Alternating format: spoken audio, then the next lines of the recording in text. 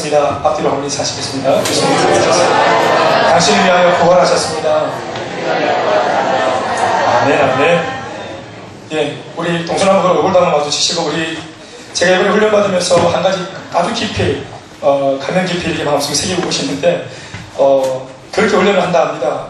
교회 안에서 사람을 보면 3초간 이렇게 미소를, 최초 3초간 미소를 짓고 웃어주기, 예, 캠페인 같이 이렇게 한다고 하는데, 참 마음에 감명 깊이 제가 받게 되었습니다. 바라보시면서 한 3초간 눈웃음을 같이 이렇게 쭉 동서남북으로 쭉 훑어보시면서, 네, 미소 진사합시다. 네, 괜시 웃어주시고, 네, 감사합니다.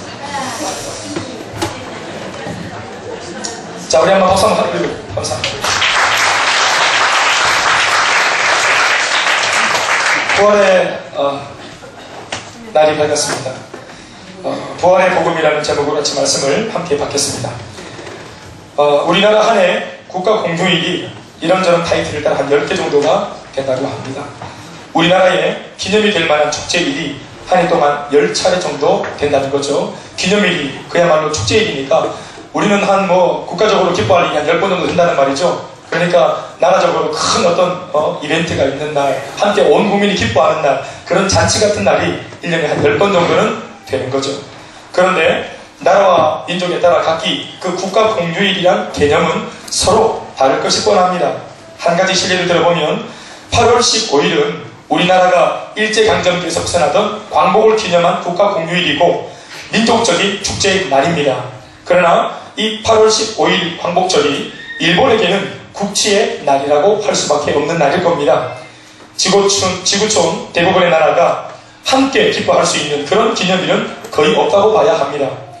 이 부분을 거의 만족시키는 유일한 한 날이 있는 것 같은데 그 날은 성탄절이라고 할 수 있겠죠.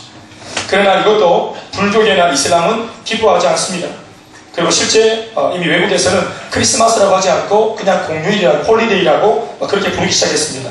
성탄일에 우리가 아무런 생각이 없는 것과 같이 그들도 사실 우리는 기뻐하지만 홀리데이 이상의 의미를 갖지 못하는 것이 사실입니다.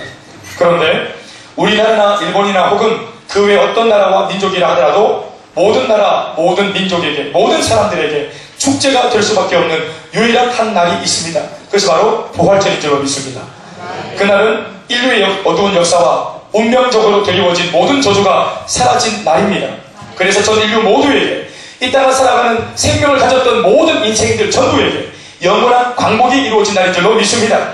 사람으로 이 땅에 태어나 참 사람답게 살 수 있는 기회를 열어준 유일한 날이기도 하는 줄로 믿습니다. 이 땅에서의 삶뿐만 아니라 죽고 난 후 내세에서의 영원한 세계에서도 우리에게 참 생명을 보장해 주겠다고 확정해 준 날이 부활절이니까 그렇습니다. 사랑하는 여러분, 이 땅에서뿐만 아니라 전 우주 가운데 가장 놀라운 일이 일어난 날, 바로 예수님께서 사망과 죽음의 권세를 이기시고 다시 부활한 날입니다. 할렐루야! 오늘은 부활절입니다. 2000년 전 인간의 모든 문제를 해결하기 위하여서 하나님과 예수님이 세우신 천상의 프로젝트가 비로소 완벽하게 이루어진 날, 부활절입니다. 예수 그리스도는 십자가를 통해서 인간들의 삶을 망쳐놓은 더러운 죄를 완전히 사하셨습니다. 그리고 더불어 예수 그리스도는 부활을 통해서 인류 전체에게 들어오져 있던 인간들의 궁극적이면서도 절대적인 두려움이었던 사망 그리고 죽음을 완벽하게 이기셨습니다. 결국 예수 그리스도께서는 십자가와 부활을 통해서 사탄의 세력을 완전히 무력화시키심으로 인간의 모든 문제를 단번에 해결하셨다고 우리는 믿습니다. 이것이 바로 복음입니다. 믿습니까?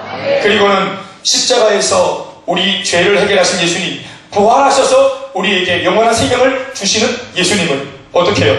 누구든지 그 이름을 부르고 믿으면 마음으로 믿어 의에 이르고 입으로 시인해서 구원에 이른다 하시니 말씀에 그 말씀의 내용 그대로 누구든지 부활하신 예수님을 믿으면 우리가 새 생명의 주인공이 되는 줄로 믿습니다. 이것이 복음인 것입니다. 십자가의 복음과 부활의 복음이 합쳐진 것이 뭐냐? 구원인 줄 믿습니다. 사랑하는 여러분, 이 예수 그리스도의 복음을, 십자가의 복음, 부활의 복음, 이 복음의 능력이 우리와 함께 한다는 사실을 믿으십니까? 예수를 믿는 우리들에게 지금 있다는 사실을 믿으십니까? 이 십자가의 복음, 부활의 복음, 예수 그리스도의 복음을 우리가 예수를 믿을 때 이미 우리 속에 이미 있다는 사실, 지금도 우리 속에 있다는 사실, 복음의 생명력이 이미 우리 속에 있다는 사실, 이것을 오늘 이 시간 앉아있는 여러분들이 마음으로 확신할 수 있길 바랍니다. 여러분, 부활을 믿고 있다는 건 뭡니까? 예수를 믿으면서 부활의 복음이 내 속에 있다는 건 뭘 말합니까? 부활이 뭘 말하는 겁니까? 생명 아닙니까? 여러분, 우리가 왜 이것에 대해서 자신 있게 화답하지 못할까요? 부활의 복음이 내 속에 있다는 사실에 대해서 왜 우리가 이렇게 둔감할까요? 우리의 삶은 예수를 믿으면서도 패배할 때가 많고, 예수를 믿으면서도 초조할 때가 많지 않습니까? 또다시 내가 무슨 싸움을 싸워서 이겨내야만 하는 숙제가 남은 것이냐, 우리가 전등긍긍할 때가 많이 있죠. 이 걱정하는 모습을 보면 사실은 예수를 믿는 사람이나 예수를 믿지 않는 사람이 별반 다를 바가 없어 보일 때도 있습니다. 여러분, 우리 속에 분명히 예수의 부활의 능력이 있습니다. 100% 확실한 부활의 능력, 생명의 역사. 그런데 우리가 이것을 믿지 못할 때 이 복음의 역사가 일어나지 못하는 것입니다. 믿음을 여러분 가지고 그 키를 열어야 이 복음의 역사, 회복의 복음의 역사, 생명의 복음의 역사가 우리의 삶을 애워서 하는 것입니다. 아멘, 아멘. 오늘 우리가 맞이하고 있는 이 부활절은 우리 인생에 있어 가장 가치로운 날, 기념비적인 역사의 날과 동시에 실제로 우리 각 사람에게 놀라운 은혜의 혜택을 실제적으로 하나님이 우리 손에 쥐어준 날입니다. 이 부활의 메시지는 예수 그리스도를 믿고 이 한 생애를 살아가는 그 과정에서도 힘을 주고 소망을 주지만, 실제로는 누구나 겪게 될 인생의 마지막 자리, 바로 그 죽음의 자리에서 보다 더 극대화될 것입니다. 그러니 복음의 능력, 부활의 능력이라고 하는 것을 살아있는, 지금 살고 있는 우리들한테는 그렇게 큰 감흥이 별로 없어요. 그냥 살고 있는 나의 죄 문제를 해결해줬다, 인생의 실존적인 문제를 해결해줬다, 우리가 이 땅을 살아갈 때 어떤 고통을 만났을 때, 고난을 만났을 때 기도하면 하나님이 문제를 해결해준다 라고 하는 이런 면은 우리가 믿으려고 하고 따르려고 하지만, 우리가 죽고 난 뒤 영원한 생명이 있다라고 하는 것은 이게 진짜 복음인데도 불구하고 그렇게 우리가 시간이 별로 나지 않습니다. 그러니 이 복음의 능력은, 부활의 능력은 우리 생명이 끝나는 자리, 그 죽음의 자리에 가서야 진짜로 실감이 나겠죠. 그러나 여러분, 이 복음의 능력이 죽을 때에 느끼는 것만 아니라 살아생전에도 우리 마음속에 있다는 사실을 반드시 들으시길 바랍니다. 거기서 왜냐하면 담대함이 나오기 때문에 그렇습니다. 부활을 기대한다는 것은 두 가지 의미심장한 깨달음을 오늘 우리 모두에게 교훈해 줍니다. 그 첫 번째는 부활을 기대한다. 우리가 부활을 기대한다. 우리에게 어떤 교훈을 주는가? 첫 번째, 죽음에 대한 공포와 죽음 이후에 대한 막연한 두려움을 이기게 해줍니다. 아멘, 아멘. 여러분, 이 죽음은 우리가 반드시 겪어야 될 것입니다. 우리가 이 땅을 살면서 반드시 마지막으로 경험하는 것이, 마지막으로 체험하는 것이 죽음입니다.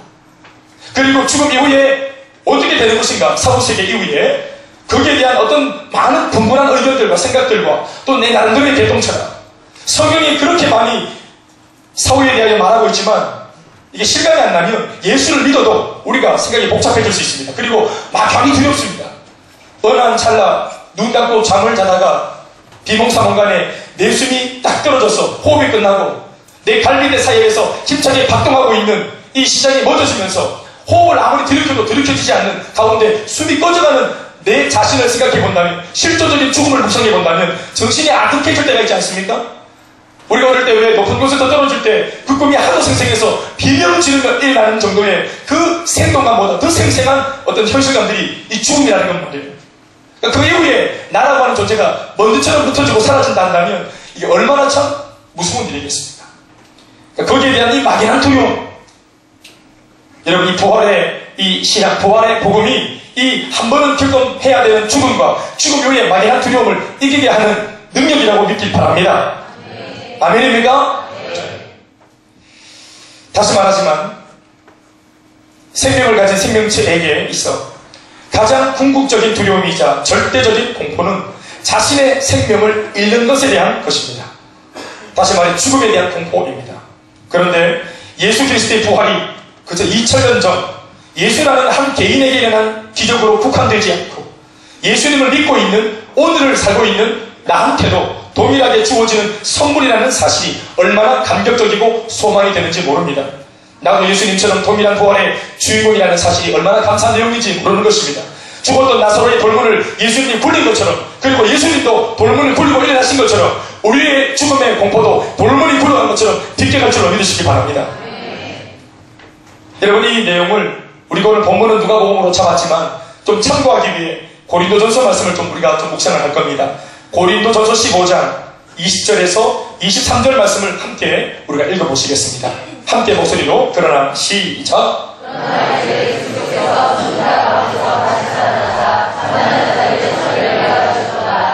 사망의 한 사람으로 말미암았으니 죽은 자의 부활도 한 사람으로 말미암는도다. 아담 안에서 모든 사람이 죽은 것 같이 그리스도 안에서 모든 사람이 삶을 얻으리라. 그러나 각각 자기 차례대로 드리니 먼저는 첫 열매인 그리스도요, 다음에는 그가 강림하실 때에 그리스도에게 속한 자요. 누구에게 속한 자요?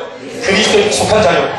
처음은 예수님이 부활을 경험하고 그 다음은 바로 예수님이 땅에 오실 때 예수 믿었던 모든 그리스도인들이 그 부활을 경험하게 될 줄 얻고 있습니다. 이 시절을 보시면 잠자는 자의 첫 열매라고 했습니다. 여기에 기록된 첫 열매라는 말씀은 두 번째 열매 그리고 세 번째 열매가 있다 없다? 있다는 말이죠.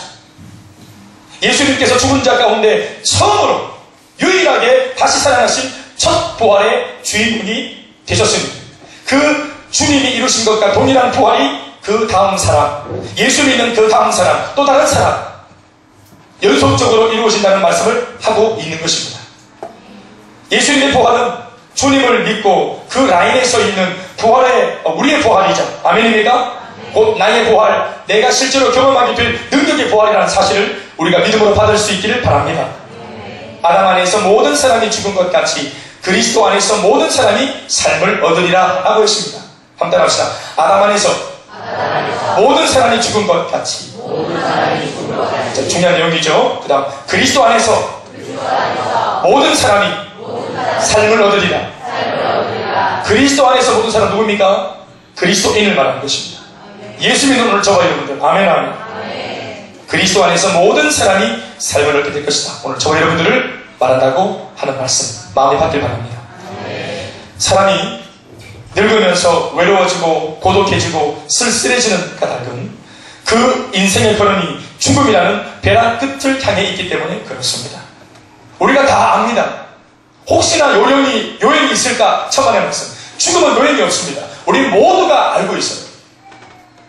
우리가 아무리 막 인생을 연장하고 더 연명하려고 애를 쓰고 그렇게 한다 손 치더라도 유능한 의사의 진정한 의의가 뭘까요? 사람의 병을 잘 고치는 그 유명한 능력 있는 의사의 그 존재 의의가 뭘까요? 영원한 생명을 사람에게 주는 게 아니라 잠시 인간의 죽음, 반드시 경험하게 될 그 죽음을 잠시 연명시키는 것입니다. 그것이 바로 의사가 가지고 있는 기술입니다. 그러나 결국은 우리가 반드시 이 땅의 마지막을 경험하게 될 것이니까 말이죠. 그래서 우리가 이 사실을 알고 있기 때문에 점점 늙어간다는 것, 다른 말로 말하면 내가 점점점 생명을 잃어가고 있다는 것, 죽어간다는 것. 그래서 다른 사람들보다 내 마지막 끝자락이 가까웠다는 것을 알게 되기 때문에 우리 마음이 씁쓸해지고 고독해지는 것입니다. 죽음은 반드시 있는 것이며 이 세상 어느 누구도 피할 수 없는 것인데 그 죽음을 피하거나 이길 길은 없고 그리고 준비해 둔 것도 없으니 그저 그 죽음만 생각하면 기가 막히고 정신이 아득해지는 것입니다. 그리고 그러니까 이제 과거 젊었을 때를 회상하고 한때의 좋았던 시절을 반복해서 되뇌이려고 하는 것입니다. 추억의 앨범을 뒤적거리거나 옛날 결혼식 사진을 뒤적거리거나 또 내가 기도에 출가한 아이들 어렸을 때 비록 지금은 출가해버렸지만 어렸을 적에 같이 소풍을 다니고 내가 진작에 바른 자리 가라니면서 키웠던 내 아이들 어릴 때 사진을 보면서 우리가 추억을 하는 거죠. 그래서 앞을 바라보면 죽음이 있기 때문에 내 끝이 있기 때문에 앞을 당당히 보지 못하고 뒤를 보려고 하는 것입니다. 뒤돌아보는 삶. 원치 않지만 자꾸 뒤돌아보게 되는 삶. 과거를 추억하는 삶. 그런데 이 부활이 주는 담대함이란 바로 이 죽음을 당당하게 바라보도록 해준다는 것입니다. 심지어 그 죽음이란 문을 관통한 다음의 삶, 그 죽음 이후의 삶에 대해서도 소망을 갖도록, 그래서 우리를 자꾸 뒤돌아보게 만드는, 주춤하게 만드는 삶을 자신있게 앞을 향해 나갈 수 있도록 우리 그를 옮길 수 있는 담력을 그 부활의 복음이 우리에게 주는 것입니다. 요엘서 2장 28절 말씀을 읽어보면 그 후에 내가 내 영을 만민에게 부어주리니 너희 자녀들이 장래일을 말할 것이며 그리고 또 시작 네, 너희 늙은이들은 뭐라고요? 꿈을 꾸며 제가 지금 말하고 싶은 것이 그것입니다. 뭐라고 말하죠? 너희 늙은이도 꿈을 꾸게 되는 반전의 기적. 아멘 아멘. 바로 예수 그리스도 안에 있는 부활의 소망이 우리에게 그런 꿈을 주시는 줄 믿습니다. 축복이고 기적이죠. 은퇴했다. 나는 이제 떠날 날이 가까웠다. 그러면서 그냥 은퇴한 사람으로서 뒤집고 그냥 마지막을 기다리고 있는 것이 아니라 이 신앙이라고 하는 것은 우리에게 마치 120살 생명이 떨어졌던 모세와 같이 부름받아 주님 앞에 불려가는 그 순간까지도 기력이 쇠하지 아니하고 내가 주의 몸된 전을 주입하면서 내게 주신 사명을 끝까지 완수할 수 있는 소망을 주시는 줄 믿습니다. 늙으면 얼마나 기가 죽는다 합니까? 그러나 부활의 소망을 가지면 당당하게 늙을 수 있고, 좀 제동스러운 말씀이지만 당당하게 늙을 수 있고 당당하게 죽음을 쳐다볼 수 있습니다. 아멘 아멘. 죽음을 이겨놓은 이 주님의 부활은 인간으로 살면서 생리적으로 혹은 본능적으로 갖게 될 수밖에 없는 이 절대 공포, 사망과 죽음을 향하여 똑바로 보게 하고 심지어 그 너머의 삶을 꿈도 꾸게 해줍니다. 그래서 늙어가는 것, 나이를 먹는 것이 절대로 부럽지, 두렵지 않도록 그렇게 해주는 것입니다. 사랑하는 여러분, 그래서 우리가 참 이런 말이 맞는지 모르겠지만 담대하게 늙을 수 있습니다. 담대하게 나이를 먹을 수 있습니다. 기꺼이 나이를 먹을 수 있습니다. 할렐루야. 그래서 오히려 우리가 이렇게 실로가 되어가는 그 모습이 예수님 안에서는 얼마나 고상하고 멋진 삶인지. 아멘 아멘. 은퇴가 없으니까 기도하는 은퇴가 없죠. 중고 기도하는 은퇴가 없죠. 오히려 더 연륜이 깊으면 깊을수록 더 뚜껑이처럼 진하게 기도할 수 있으니까. 아멘 아멘. 또 하나님께서 또 나이가 드신 여종의 남종의 기도를 귀를 크게 여시고 저는 들을 거라 생각합니다. 삶이 뭔지 이미 살아보고 고충이 뭔지 살아보고 삶의 애환이 뭔지 알고 있는 믿음의 선배들이 눈물로 기도하는 그 기도가 얼마나 주님 보좌를 움직이겠습니까? 믿습니까 여러분? 죽음도 이기며 또 죽음을 향하여 걸어가는 이 나이를 먹는다는 것도 이기게 만들어주는 담력이 이 부활의 복음 안에 있는 줄로 믿습니다. 저도 지금 막 풍치가 좀 와서 슬프고 콜라를 꿀떡꿀떡 마시고 하면 이게 막 트랩을 하면 계속 이렇게 해야 돼요. 그리고 막 이거 우근이거든요. 버리고 어떻게 해야 돼요. 이거를 지금 40 초반밖에 안 된 제가 입을 이렇게 내가지고 이쪽에 지금 싸하니까 이쪽으로 해가지고 이렇게 슬픈 희야시대 콜라, 이게 콜라의 진정한 말 아닙니까? 꿀떡꿀떡 확 올라오는 따뜻하자마자 가스 나가기 전에 쫙 마주치면서 그대로 쫙 나가는 게 속이 시원해지는데 이게 한 달 전부터 이 마시면 이거 봐가지고 이게 자꾸 쓰니까 노후가 되는데, 그런데 우리가 당당하게 나이가 먹고 그래 이가 이제 흔들리고 바람이 들어오고 안 슬프네. 아멘 아멘. 뭐 피곤해서 그러다니 말도 하는데 뭐 때문에 피곤해지겠어요? 뭐 놀러다니다가 피곤해졌나? 사역하다 피곤해졌다. 사역하다. 아멘 아멘. 몸은 다른 거지 뭐 어쩔 수 없이 다르게 되는 겁니다. 뭐 때문에 달았나? 이것을 우리가 30대가 20대에게 보여주고, 아멘 아멘. 아멘 좀 하십시오. 40대가 30대에게 보여주고, 50대가 40대에게 보여주고, 우리 60대 70대 되신 어머님 아버님들이 나이가 들어도 이런 예수를 이렇게 생생하게 믿을 수 있다는 사실을 보여주고 어떤 모델을 제시할 수 있는 우리 교회 되길 바랍니다. 건강한 교회, 건강한 지수가 젊은이들이 이렇게 많으니까 우리 교회 건강한 것 같다. 아니요. 바깥에 나가면 교회를 딱 보는 순간 사람들이 하는 말이 목사님 교회 젊은 사람 많죠? 다 이렇게 물어봅니다. 언제요? 짜장이 드신 분도 많습니다. 이렇게 말씀드립니다. 여러분 왜 나이가 드신 분이 함께 있는데도 평균 젊어 보일까요? 우리 안에 신앙이 적기 때문 아니겠습니까? 그렇죠. 기도하는 열정, 섬기는 열정, 복음을 전하려고 하는 열정, 바로 신앙이, 부활의 복음이 우리에게 준 혜택 때문인 게 아니겠습니까? 그러니까 끝이 없는 것처럼 사는 것입니다.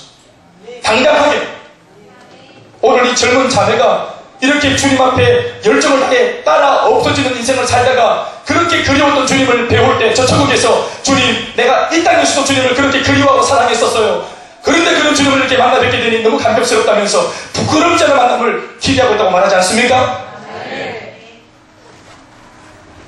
히브리서 9장 17절 말씀에 한 번 죽는 것은 사람에게 정해진 것이요 그 후에는 심판이 있다 했는데 이 말씀이 조금도 두려운 말씀이 아니기에 감사하다고 믿습니다.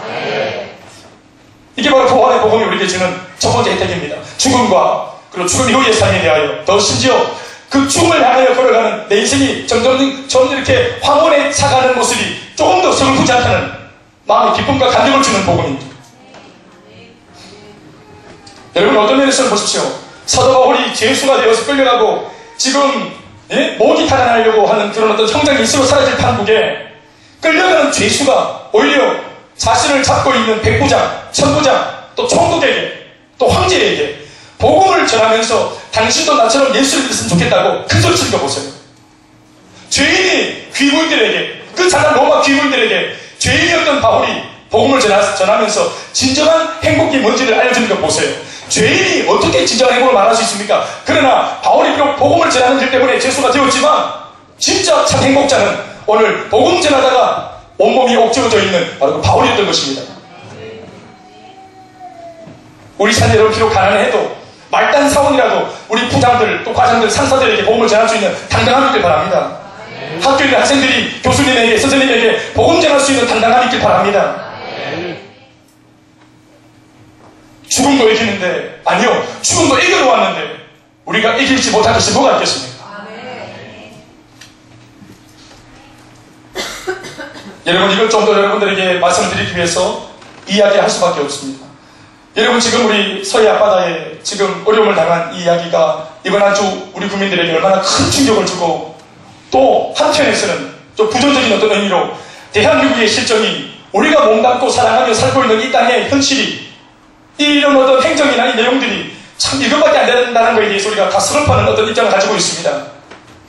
숨길 내야 숨길 수 없는 외신들이 위기 대처 능력이 떨어진다면서 이렇게 참 당돌하게 보도를 해버리고, 심지어 너무 속상하지만 저 북한에서도 또 이런 어떤 내용을 통해서 참 이 조롱하는 듯한 어떤 그런 내용들을 입에 담고 있는 그 기사를 들었습니다. 참 우리가 속상하지만 민망한 말이지만 사실은 말하진 않지만 우리들도 알고 있는, 우리들도 인정할 수밖에 없는 내용을 보고 있지 않습니까? 여러분, 얼마나 많은 사람들이 죽음이라고 하는 이 두 글자, 이 이음절의 단어 앞에서 절망을 하고 있습니까? 얼마나 그것 때문에 몸부림을 치고 뜻밖의 사고로 인해서 한순간에 이 추억을 만들 수 있는 멋진 수학여행이 이 지금 고통의 여행이 되고 있는 이 실정 속에 얼마나 많은 사람들이 두려워하고 있습니까? 단 한 가지, 죽음입니다. 그런데 보십시오. 그 죽음 때문에 울며 절규하며 쓰러지고 오열하고 모든 사람들을 다 무너지게 만들고 한가정 전체를 쑥대밭으로 만들고 사람의 꿈을 완전히 묵살로 만들어버리고 평생 품어왔던 내 계획, 내 모든 어떤 생각들을 다 한순간에 종이처럼 구겨버리는 그 파워를 가지고 있는 것이 죽음인데, 이 죽음을 어떤 것으로 이길 수 없는데, 여러분, 예수 그리스도가 바로 이렇게 사람을 망가뜨리는 죽음을 이겼다는 사실이 우리에게 지금 좀 전달될 수 있길 바랍니다. 그 말은 뭐예요? 여러분, 이 부활의 소망이 그렇게 절규하며 애통하며 울 수밖에 없는 그 순간에 우리를 웃게 할 수 있는 능력이 된다는 사실 아니겠습니까? 이 실제적인 능력입니다. 실제적인 능력. 울 수밖에 없는 내 인생 속에 나를 미소짓게 만들 수 있는 역전의 능력. 심지어 우리 엄마 아버지가 돌아가셔도 다시는 볼 수 없다가 아니라 이제 가면 언제 오나 어이 그렇죠. 이 땅이 소망이니까 이 땅을 떠나버린 망자가 되니 이 땅으로 다시 못 돌아온다는 거예요. 이 행복한 땅으로 다시 못 돌아오니까 이제 가면 언제 또 오겠노, 못 오니까 어이 하면서 우는 거 아니겠어요? 그러나 우리 노래는 뭐죠? 만나보자 그날 아침 금원에서 만나자. 요단강 건너가 만나니. 이 땅은 다 떠나는 땅이지만 그 땅은 만나는 땅 아닙니까? 그렇지 않은 것입니다. 그러니까 부모를 앞장 세우고 또 내 사랑하는 가족 친지를 앞장 세워도 우리 가운데 섭섭함은 있지만 영구적인 아주 절망은 없는 것입니다. 우리로 하여금 거침없도록 만들어주는, 능력을 갖추게 만들어주는 비결, 부활의 능력인 줄 믿습니다.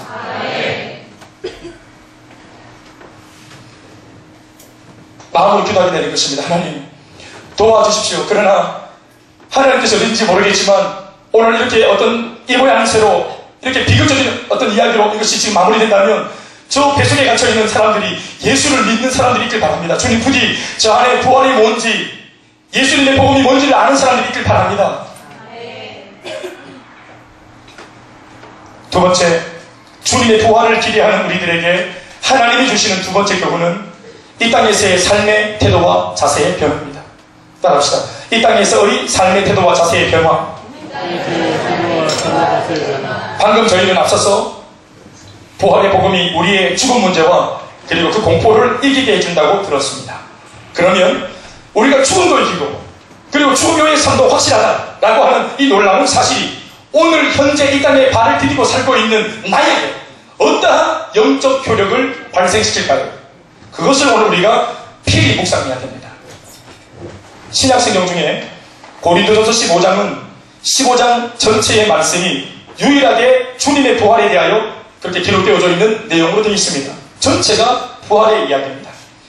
초대교회 당시 모든 성도들은 실제로 자신의 생명을 담보로 예수를 믿었습니다. 생명을 담보로 예수를 믿었다. 신앙을 가지는 조건으로 생명을 딱 내놨다 이 말입니다. 실제로 발각되면 생명을 잃는 일이 비일비재했던 분위기에서 신앙생활을 했던 그들이었기 때문에 사도 바울은 이 서신 고린도전서 15장 부활의 메시지 전체를 거기다 기록하면서 이 고린도전서 15장 부활의 메시지를 통해서 성도들의 오늘의 신앙이 죽음도 불사하는 신앙이 되기를 간절히 바랬던 것입니다. 누구든지 이 내용을 읽는 자마다 현실을 이길 수 있는, 현실을 돌파할 수 있는 능력을 갖추게 될 수 있기를 바라는 마음으로 부활을 적은 것입니다. 다시 말해 이 부활의 메시지를 읽고 그 부활을 확신한 성도들이 오늘의 신앙을 불같이 지켜내고 세상과 태엽이 없는 신앙의 사람으로 살기를 소원했던 것입니다. 바울은 부활의 메시지를 통해서 성도들의 오늘이라고 하는 그 실제적인 삶을 터치하고자 했던 것입니다. 여러분, 죽음 문제가, 죽는 문제가 해결된 사람이라면 이제는 그 능력과 에너지를 사는 문제를 통해서 우리가 적용해서 사는 문제에 대한 답을 얻어야 합니다. 우리는 그 사도 바울의 마음을 이 부활의 메시지를 듣고 너희들이 제발 좀 이렇게 살았으면 좋겠다. 현실적으로 삶에 대하여 이 사는 문제 중에서 이 두 가지 내용을 너희들이 좀 장착했으면 좋겠다 하면서 그렇게 두 가지 의미로 부활의 메시지를 적어 놓았어요. 첫 번째는 고린도전서 15장 16절에서 19절 말씀입니다. 우리 한 목소리로 같이 바울이 우리에게 너 이 말씀 이렇게 읽었으면 좋겠어. 너 이런 자세로 이 말씀을 읽었으면 좋겠어. 적어놓은 분의 마음을 따라 우리가 그렇게 읽었으면 참 좋겠습니다. 16절 19절 시작. 만일 죽은 자가 다시 살아나는 일이 없으면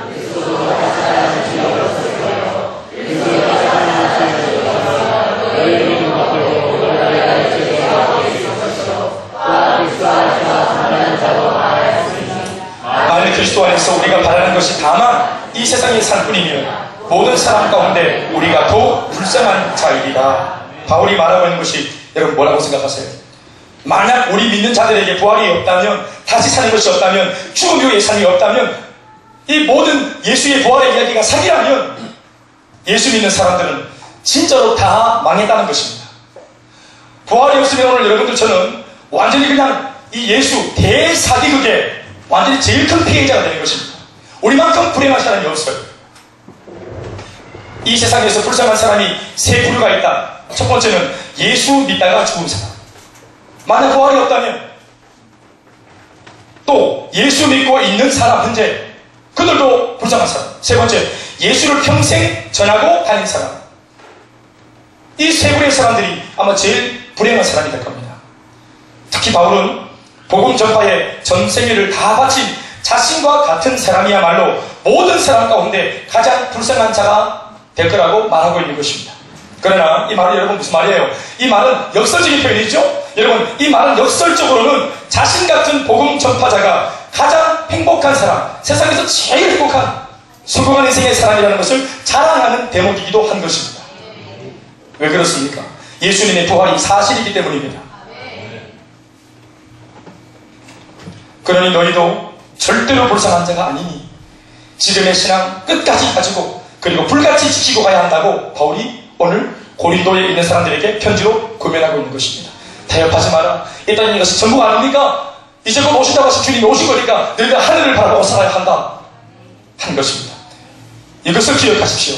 부활의 신앙을 묵상하면 그 부활이 사실이기 때문에 죽은 뒤가 아니라 심지어 오늘의 삶이 담대해지고 오늘의 삶이 과감해지는 것입니다. 아멘, 아멘. 이것이 주님의 부활을 제대로 이해한 사람의 모습입니다. 이것이 부활의 복음을 진정 누리는 사람의 모습입니다. 주님의 부활을 사색하지만 마시고 반드시 경험할 부활이기 때문에 그 부활과 영원한 생명 앞에 우리 자신, 나 자신이 부끄럽지 않도록 오늘을 후회 없이, 오늘을 두려움이 없이 담대하게 도전하고 시도하며 살아가라고 주님이 말씀하신 줄 믿습니다. 우리가 어떤 직종에서 어떤 일을 하고 있든지, 내가 많이 배웠든지 못 배웠든지, 많이 가졌든지 그렇지 못하든지 간에 세상적인 판단과 기준이 아니라 하나님 앞에서 우리가 생명 가진 자로서의 그 본분과 또 이 자긍심을 잃지 말고 용기 있게 살아갈 수 있길 바랍니다. 네. 옆에 사람과 인사합시다. 당신 속에 부활의 생명이 있습니다. 한 번도 꺼지지 않을 것입니다. 아멘, 아멘. 강하고 담대하시길 주 이름으로 축원합니다. 강하고 담대하시길 주 이름으로 축원합니다. 고린도전서 5장 15장 57에서 58절을 보시면 사도 바울이 이 부활의 메시지를 통해서 이 메시지를 받는 자가 어떻게 이 메시지를 받고 다시 한 번 더 이 땅을 어떤 마음으로 살아야 할지에 대해서 한 번 더 두 번째로 말씀하고 있습니다. 한 번 더 읽어봅시다. 57절에서 8절 시작.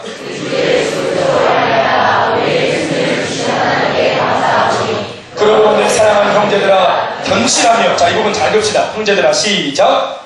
형제들아 견실하며 흔들리지 말고 항상 주의 일에 더욱 힘쓰는 자들이 되라. 이는 왜냐하면 시작. 너희 수고가 주 안에서 뭐하지 않다? 헛되지 않은 줄로 압니다. 셀들의 땀방울, 우리의 기도, 국장들의 헌신, 세가도 선교사들의 어떤 그런 섬김들, 또 이런 뭐 없이 빛도 없이 섬기고 있는 사람들, 우리 눈물, 우리의 섬김, 기도, 헌신, 이 모든 것들이 하나도 헛되지 않은 섬김인 줄 믿습니다. 주님이 다 기억하시고 보고 계시는 섬김인 줄로 믿습니다. 얼마나 우리를 신발한다게 하는지 몰라요. 우리 주부들이 하는 그 애완, 그것 중에 아주 유명한 것도 하나 있죠. 그게 뭐냐 하면 집에 있는 가사일은 표가 안 난다는 것 말이에요. 이 참 억울하다고 늘 하소연하는 그런 주부들의 이야기 아닙니까? 아무리 열심히 해도 티가 안 나는, 그러나 안 하면 바로 티가 나는. 남편이 알아주면 참 좋겠는데 저를 비롯해서 우리 모든 남편들이 그걸 잘 못 알아줄 때 막 속이 뒤집어진다고 우리 자매님들이 그렇게 많이 뭐 얘기를 하십니다. 또 때로는 남편들은 알아주려고 하는데 뭐 알아주면 티가 나도록 안 한다 뭐 이런 남편들의 고충들도 있고 뭐 그렇다 하여튼 여러분 참 열심히 했는데 누가 이렇게 참 티가 안 난다면서 하면은 참 우리가 참 골치가 좀 아픈 입장이죠. 그런데 예수님 오늘 이 말씀이 참 어떻게 소망이 좀 되지 않습니까? 견실하며 흔들리지 말고 항상 주의 일에 더욱 힘쓰는 자가 되라. 주님이 다 알고 계십니다. 주님이 알고 계십니다. 우리끼리 있을 때는 대단한지 몰랐어요. 그저 하나님 바라보고 소박하게 그저 우리가 충성되이 내게 맡긴 일들을 감당하는 것이 그것이 미덕인 줄 알고 그저 그냥 이렇게 또 우리 뭐 작은 개척교회 출신의 이 작은 교회가 제가 이번에 무슨 책자를 보니까 미자립교회 그리고 개척교회 이런 것들을 구분해놨어요. 소형교회 그리고 중형교회 또 대형교회 해놨는데 100명 이상 모이는 교회는 중형교회라고 이렇게 해놨더라고요. 뭐 무슨 말 하고 싶은지 다 아실 겁니다. 우리가 조금 이제 좀 슬프지 좀 덜 슬프다 이런 하나님의 은혜를 많이 주신 것 같습니다. 저희가. 자 여러분 보십시오. 저희가 그냥 저희들끼리 정말로 기도하면서 그냥 우리가 꿈꾸는 교회에 대해서 서로 이야기하면서 기도하고 또 그렇게 우리가 닮아가기 위해서 우리가 꿈꾸고 있는 꿈하고 현실이 다를 수 있으니까 우리가 말하는 꿈과 현실이 같게 하기 위해서 우리가 더 많이 또 헌신도 하고 또 몸을 쳤습니다. 그랬더니 이렇게 이제 우리끼리는 참 좋다, 참 행복하다, 참 감격한다. 또 간증들도 우리끼리 뭐 이게 방송이 뭐 간증들이 뭐 방송 타는 게 아니잖아요. 우리끼리 그냥 뭐 자원자 잘하듯이 변했습니다. 이렇게 바뀌었습니다. 그리고 박수 치주고 격려해주고 아멘 아멘. 우리끼리. 그런데 이걸 지금 에스케 한번 탔잖아요. 이걸 딱 꺼내놓으니까 소박하게 참 부끄러운 듯 수줍은 듯 진짜 그렇게 내놓았는데 있는 모습 그대로 이 주변에 방송하시는 분들이 너무너무 감탄하십니다. 와 오늘 방송 정말 대박이다. 우리가 생방송하고 있을 때 저 구석에서 그 지사 극동방송 그 대구 지부 그 저 장모님이 뛰어오셨어요. 보신 분 계십니까? 같이 갔더니 부스 앞에 서가지고 눈이 이만해져가지고 이렇게 보십니다. 저는 또 방송도 하고 또 그것도 보고 이렇게 하고 있어요. 밑에서 자기 사무실에서 그 장모님이 방송을 듣고 계시다가 올라오신 거예요. 이 분위기가 달라서. 그래서 제가 또 따로 그 PD님하고 통화도 했지만 너무너무 참 전화도 많이 받았다. 방금 방송한 그 교회가 어디 있는 교회인지 어떤 교회인지 물었는데 오늘 아무도 없네. 오늘 방송이 정말 대박, 덕분에 대박입니다. 너무너무 감사하다고 그런 얘기 제가 대표로 우리 PD님한테 전화를 받았습니다. 본인들도 우리 다 같이 가신 분들 알겠지만 인도하는 우리 남자 여자분 그 PD들이 다 오시는 거 보셨죠? 다 우리는 뭐 교회 소개, 교회 자랑, 뭐 어느 자매 간증, 어느 자매 레버레터, 목사님 레버레터 내용이 다 똑같은 것입니다. 다 똑같습니다. 왜냐하면 같은 말, 같은 마음 뜻입니다. 아멘, 아멘. 사랑하는 여러분, 오늘 우리가 이러한 어떤 참 부활의 소망으로 또 하나님 말씀으로 은혜를 드리고 변화받은 사람들이 한 공동체를 들고 달려갈 때에 우리가 그 공동체 속에 한 가족이라는 사실이 큰 위로가 된다는 사실을 믿을 수 있기 바랍니다. 혼자가 아니기 때문입니다. 함께 옛날에는 죄인이었다가 주님의 십자가의 은혜로 말미암아 변화되어진 사람들이 모여있기 때문에 예수 없는 삶이 어떤 질퍽거리는 삶인지 알기 때문에 기도응답이 안 된다는 게 얼마나 고충인지 알기 때문에 조금이라도 그래서 함께 기도에 동참하고 함께 응답받을 때까지 함께 기도로 서로 숨겨가는 모습이 있는 교회라고 믿습니다. 또 더 그런 좋은 교회가 되기를 간절히 부탁드립니다. 부활이 보장되었고 그것이 기정사실이라면 남은 이 세상에서의 삶을 더욱 멋지게 살 수 있는 근거가 마련된 것으로 보라 하는 것입니다. 이 같은 부활의 메시지를 통해 바울이 전하고자 했던 참 메시지는 내 사랑하는 형제들아 견실하며 흔들리지 말라. 그리고 또 뭐라 말합니까? 항상 이때까지 해왔던 대로 너희 고린도 백성들아 예수 믿는 모든 그리스도인들이여 이제까지 예수 믿으면서 마음의 감동을 따라 해왔던 그 모양 그대로 항상 주의 일에 더욱 힘쓰는 자리 되라. 아멘입니까? 확실한 안식과 진정한 평안이 나를 기다린다는 것이 믿겨지기 때문에 그 사람에게 더 이상 오늘의 에너지를 남겨둘 필요가 없는 겁니다. 이 땅에서 나를 위해 무언가를 더 남겨놓을 필요가 없는 것입니다. 주님 나라 위에 다 소진하고 볼 수 있는 담력과 믿음이 우리 안에 있어야 될 줄 믿습니다. 아낌없이 쏟아부으며 살아도 결코 두렵거나 겁이 나지 않는 것입니다. 그래서 매일의 삶을 더욱 힘쓰며 드리며 섬기며 살 수 있는 것입니다. 한결같이 오직하고 충성되게. 아멘, 아멘. 그리고 그러한 공동체, 그러한 예수를 믿는 사람을 보면서 세상은 반응합니다. 오랫동안 보았는데 진짜네. 한두 번 반짝거리는 것이 아니라 진짜 한결같이 반짝거리네. 아니요. 더 따라가면 따라갈수록 빛이 더 난다는 것입니다. 그럴 때 여러분 얼음처럼 굳어있던 세상 사람들의 마음의 문이 열리는 것입니다.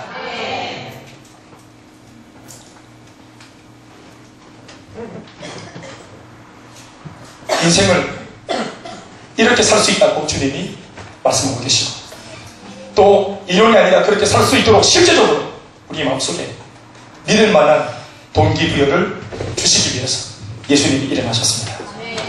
어쩌면 우리 예수님께서 이 땅에서 잘못 주무시고 그리고 피곤하셨고 여러 가지로 불편한 삶을 사시면서도 불평 단 한마디 하지 않으셨던 이유가 여기 있을는지 모릅니다. 아낄 게 없다. 이 땅에서는 아낄 것이 없다. 몸도 피도 전체를 다 엑기스 통째로 다 짐을 짜내요. 세상을 위해서 다 내어주시고 기꺼이 내 몸을 불살라 이 인류를 위해서 드린 것처럼 우리는 이 인류는 예수님 때문에 혜택받은 수혜자인 우리 인류는 아낌없이 모든 것을 부어주신 주님 앞에서 우리도 같은 부활이 있기 때문에 우리는 주님 나라 위해서 그렇게 부어드릴 수 있는 믿음의 담력과 신뢰가 있길 바라는 것입니다. 아멘.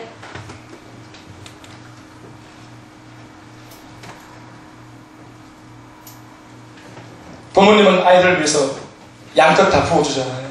아이들이 좀 어설프게 지금 나이를 먹고 있으니까 이게 저는 우리는 예수 믿는 사람들은 뭐 술, 담배 하지 않으니까 간식 공감대가 같은 겁니다. 아낌없이 다 줘야 되는 것이 실정이지만 우리 강정형제가 바삭하게 구워서 제게 누룽지를 갖다 주셨어요. 막내가 4달짜리가 누룽지 맛을 알아가지고 제 누룽지를 다 먹어. 그래, 아이고 누룽지 먹을 정도로 얘가 드신해졌네 이렇게 좋아해야 되는데 섭섭합니다. 마음. 누룽지 하나도 마음이 섭섭해지네. 아, 그게 인간이구나. 그래. 몸과 피를 다 쏟아부는 예수님 사랑은 고사하고 정말 누룽지도 첫 느낌이 딱 그런 순간 누룽지 다 못 보네. 우리를 사랑하시는 사랑입니다. 어쩌면 예수님께서 십자가에까지 서슴지 않고 올라서신 까닭 그 육체와 피 전부를 조금도 아끼지 아니하시고 우리 위에 다 쏟아 부으신 까닭 그 주님의 식을 줄 모르는 인간 사랑을 향한 열정 오늘 그것이 바로 오늘 예수님은 모든 걸 우리를 위해서 다 줄 수 있도록 그런 동기를 아마 준 것이 아닐까 생각하는 것입니다. 오늘 바울의 음성을 다시 한번 들어봅시다. 그러므로 내 사랑하는 형제들아, 이 부분 한번 들어봅시다. 시작. 그러므로 내 사랑하는 형제들아,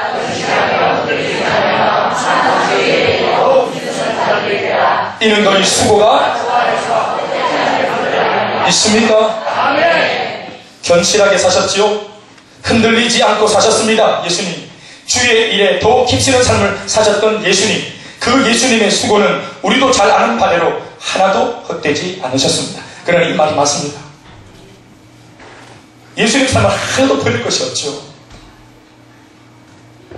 그렇기에 사도 바울의 이 말씀이 옳습니다.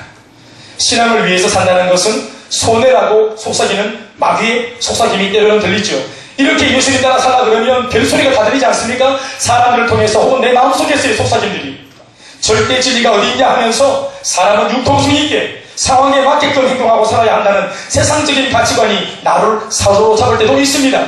그러면서 바울 같은 사람의 이야기는 공중에 붕 떠있는 뜬구름 잡는 현실감을 잃어버린 광신도의 배변에 불과하다고. 너는 바울이 아니잖아. 그렇게 살다가는 망하고 말아.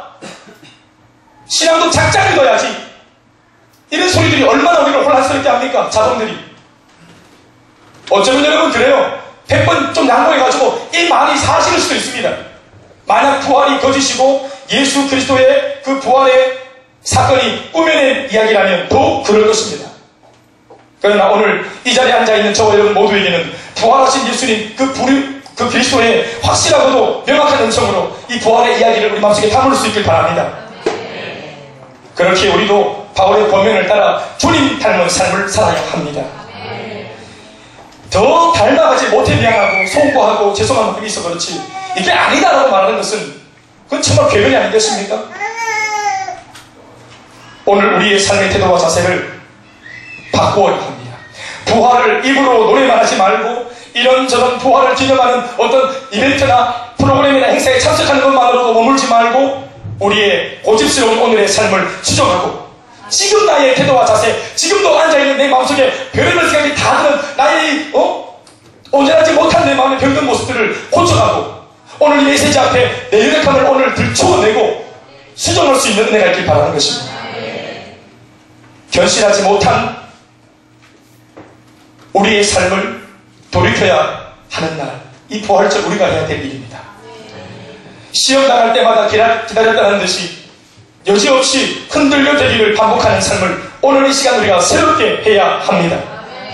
특별히 주의 일에 더욱 힘쓰지 못했고 또 그렇게 하지 않고 있고 또 그렇게 하지 않으려고 마음에 결심을 하고 있는 우리 안에 있는 옹졸한 마음 속에 이 말씀을 담아야 합니다.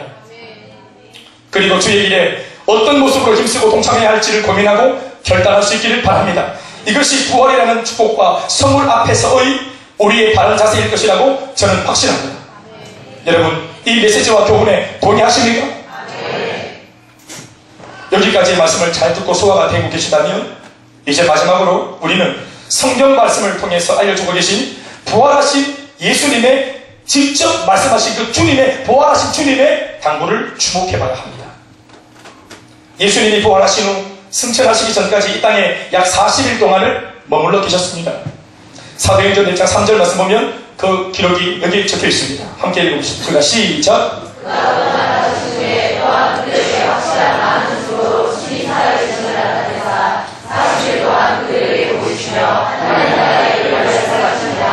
아멘. 40일 동안 부활하셔서 이 땅에 계셨다는 사실을 믿으시기 바랍니다.